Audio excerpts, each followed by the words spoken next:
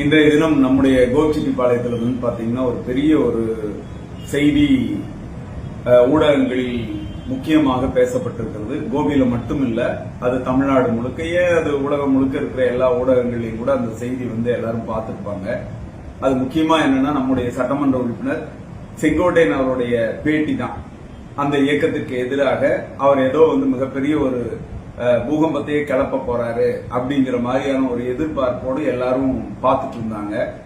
நண்பர்களே, அது இன்னைக்கு நேற்று மட்டும் இல்ல, ஏற்கனவே இவர் பலமுறை இந்த மாதிரியான டிராமாவெல்லாம் பண்ணியிருக்காருன்றது லோக்கல்ல இருக்கிற, உள்ளூர்ல இருக்கிற நமக்கு நல்லா தெரியும். அவருடைய அரசியல் என்னங்கிறத புரிஞ்சவங்க நாம. நண்பர்களே, செங்கோட்டையன் அவர்கள் திடீர்னு இந்த 2 நாளுக்கு முன்னாடி இந்த மாதிரியான ஒரு அறிவிப்பை கொடுக்கறதுக்கு என்ன காரணம்னு பாத்தீங்கன்னா, அவங்களோட கட்சியினுடைய பொதுச்செயலாளர் எடப்பாடி பழனிசாமி அவர்கள் இன்னைக்கு தமிழ்நாடு முழுவதும் ஒரு பயணத்தை போயிட்டு இருக்காரு. அப்போ பக்கத்துல வரக்கூடிய மாவட்டங்கள்ல வரும்போது கூட இவரை அழைக்கலங்கிறது தான் செய்தி. அது மட்டும் செய்தி இல்ல, ஈரோடு மாவட்டத்துக்குள்ள வரும்போது கூட செங்கோட்டையனை அழைக்காமல் தான் அவர் வந்து இந்த பயணத்தை மேற்கொள்ள போவதா அவங்க கட்சிக்காரங்களே வந்து கோபிக்குள்ள பேசிட்டு இருந்தாங்க. அது மட்டுமல்ல, இந்த சட்டமன்ற தேர்தலில் கூட செங்கோட்டையன் அவர்களுக்கு சீட்டு கொடுக்க போறதில்ல, எடப்பாடி கொடுக்க மாட்டாரு அப்படிங்கறது தான் செய்தியா இருந்தது. இந்த செய்திகளை மறைப்பதற்காக அல்லது இந்த செய்திகளை இல்லாமல் செய்வதற்காக செங்கோட்டையன் ஆடுகிற நாடகம் தான் இன்றைக்கு அரங்கேறி இருக்கிறது.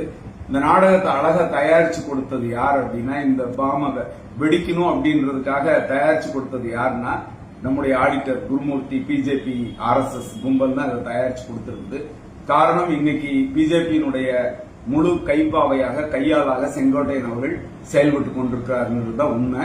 ஆனா அந்த பாம் இன்னைக்கு வெடிக்கும்னாங்க, அது புஸ்வானமா போச்சு. எந்த விதமான ஒரு அதிர்வையும் அது ஏற்படுத்தவில்லை. செங்கோட்டையன் அவர்கள் பேட்டி ஒரு பக்கம் வரும்போது அதை ஆதரிச்சு யாரெல்லாம் கொடுக்கறாங்கன்னு பாத்தீங்கன்னா, ஒன்னு குருமூர்த்தி இன்னொரு ஊடகத்துல பேட்டி கொடுத்துட்டு இருக்காரு. ஏற்கனவே செங்கோட்டையன் அவர்கள் டெல்லி ஒரு முறை வந்து இதே மாதிரி டெல்லி போனாரு, நிர்மலா சீதாராமனை பார்த்தாரு, அமித்ஷாவை பார்த்தாரு. அன்னைக்கு இதே குருமூர்த்தி தான் ஊடகங்கள்ல செங்கோட்டையன் மாதிரி ஒரு சிறந்த அரசியல்வாதி யாரும் இல்லைன்னு சொல்லி பேசினார். அதே செங்கோட்டையன் அவர்கள் அந்த தொகுதியில 40 ஆண்டுகள் என்ன பண்ணாரு, எப்படியெல்லாம் இந்த மக்களை ஏமாத்தினார்ன்றது இந்த தொகுதியில் இருக்கிற மக்களுக்கு நன்றாக தெரியும். நண்பர்களை, செங்கோட்டையன் அவர்கள் பேசும்போது சொன்னாரு, இந்த கட்சி ஆரம்பிச்சதுல இருந்து நான் எப்படியெல்லாம் இந்த கட்சிக்கு உழைச்சேன்னு சொன்னார்.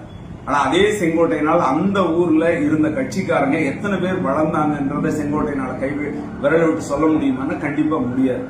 ஏன்னு கேட்டா, அப்படிதான் அவர் அந்த தொகுதியில வளம் வந்துட்டு இருந்தார்.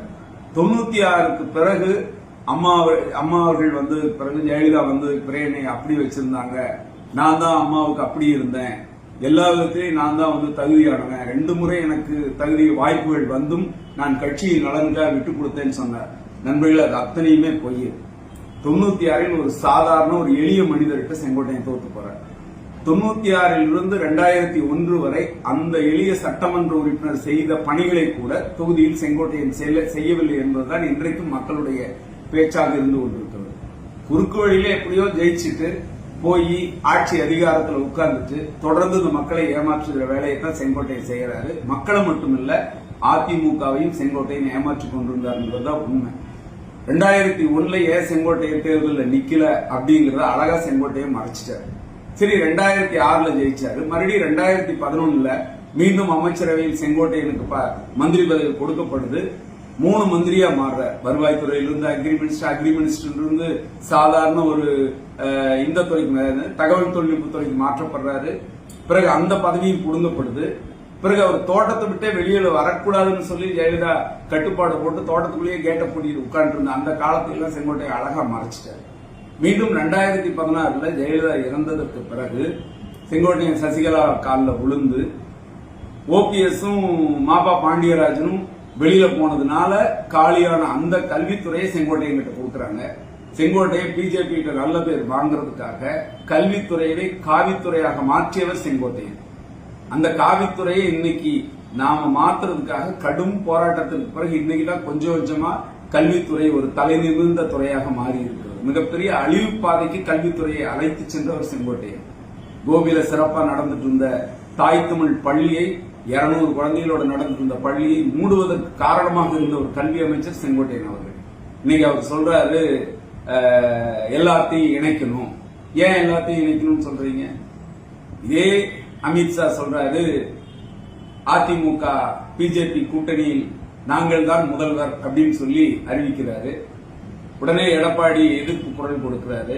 என்ன சொல்றாரு? இல்ல, எங்க கூட்டணியில் தான் பிஜேபி இருக்கு, நாங்க தான் முதல்வராக இருக்கிறோம்னு சொல்றாரு. மறுபடியும் பிரச்சனை வருது. ஏதோ ஒரு வகையில எடப்பாடியை ஒழிப்பதற்காக இன்றைக்கு பிஜேபி கையில் எடுத்திருக்கிற ஆயுதம் செங்கோட்டை.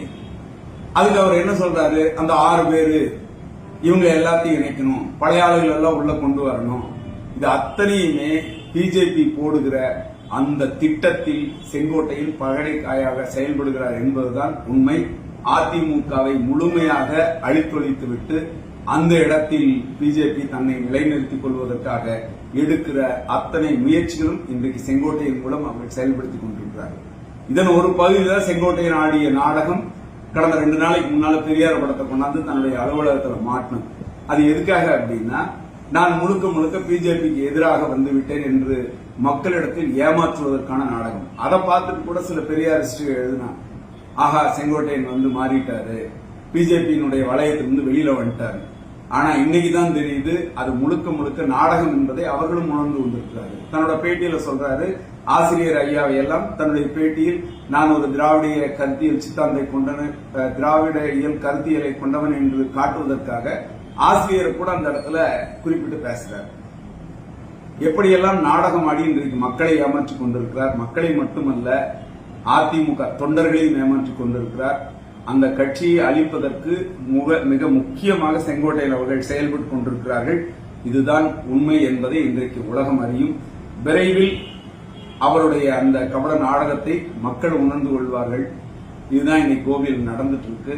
அவருடைய இன்றைக்கு நடத்திய இந்த நாடகமும் வெத்துவேட்டு என்பதை மக்கள் அறிவார்கள். நன்றி, வணக்கம்.